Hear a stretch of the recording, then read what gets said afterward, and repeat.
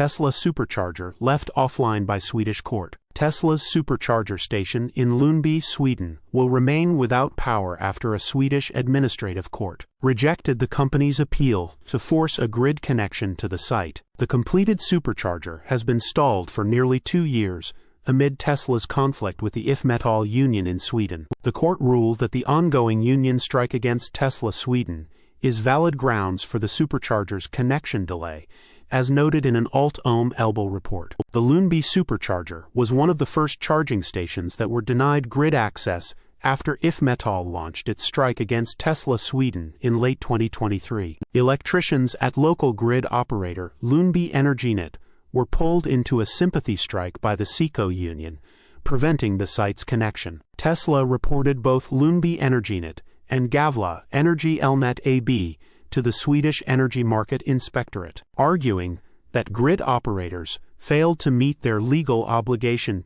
to provide connection to the location within a reasonable time frame. The regulator ruled that the strike represented a valid exception under Swedish law, however, citing constitutional protections for industrial actions. Tesla responded by appealing to the administrative court in Linköping, claiming it had the right to connection within a reasonable period, generally no more than 2 years. Tesla Sweden also argued that the country's Electricity Act conflicts with EU law. The court rejected those arguments. The administrative court today finds that granting the company's request in practice applies to the same thing as the blockade, and that it would mean that the blockade would be ineffective. Such a decision would contradict the principle that labor market conflicts should be resolved to the greatest extent possible by the labor market parties, not by the state. The industrial action is also constitutionally protected, Chief Counselor Ronnie Idstrand stated. The court also concluded